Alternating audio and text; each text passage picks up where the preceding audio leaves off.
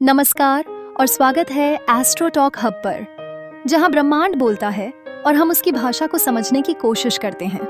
आज हम शुरू कर रहे हैं एक नई रहस्यमयी श्रृंखला, ज्योतिष, ब्रह्मांड की भाषा।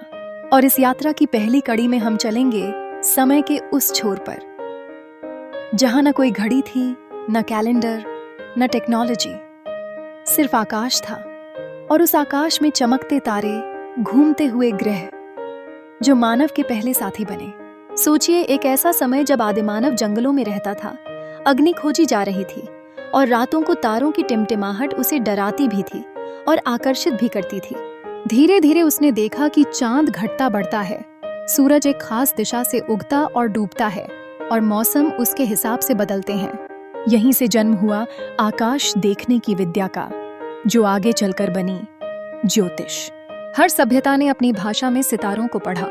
भारत में इसे कहा गया ज्योतिष, यानी ज्योति, यानी प्रकाश, और ईश यानी ईश्वर, प्रकाश का ईश्वर, जो जीवन की दिशा दिखाए। मिस्र में पिरामिड तारों की सीध में बनाए गए। मायन सभ्यता में ग्रहों के हर चाल का रिकॉर्ड रखा गया। चीन में खगोलीय घटनाओं के आधार पर सम्राटों की शक्ति तय होती थी।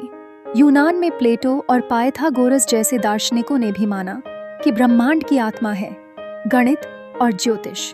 और भारत ने तो इस विद्या को आध्यात्म से जोड़ दिया। यहाँ ज्योतिष केवल भविष्यवाणी का माध्यम नहीं था, यह एक आत्मिक साधना थी, एक ऐसा विज्ञान जो जन्म से मृत्यु तक जीवन के हर मोड़ को ब्रह्मांड के संकेतों से जोड़ता था। प्राचीन ऋषियों ने अपनी साधना में देखा कि ब्रह्मांड केवल बाहर नहीं, हमारे भीतर भी है।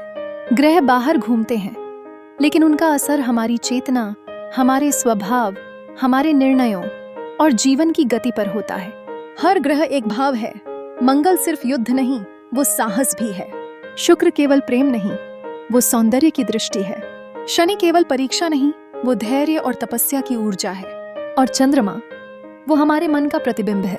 यही था हमारे पूर्वजों का ज्ञान, प्रकृति के साथ जीना और ग्रहों को विरोध नहीं, सहयोगी मानना।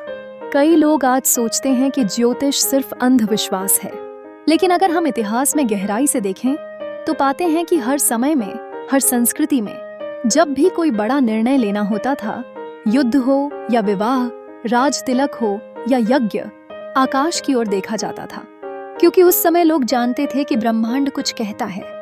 हर ग्रह, हर तारा एक संकेत है, एक चेतावनी, एक आशीर्वाद, एक दिशा। एस्ट्रो टॉक हब पर हम इसी खोई हुई दिव्यता को फिर से आपके जीवन में लाने का प्रयास करते हैं। आज की इस यात्रा में हमने जाना कि ज्योतिष सिर्फ एक विद्या नहीं, वो मानवता के विकास का प्रमाण है।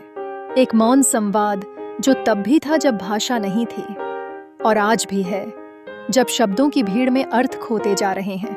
तो जुड़े रहिए हमारे साथ, क्योंकि अगले भाग में हम बात करेंगे भारत के वैदिक ज्योतिष की, उस ऋषियों की दृष्टि की, जिसने ब्रह्मांड को नापने के लिए आंखें नहीं, साधना की थी।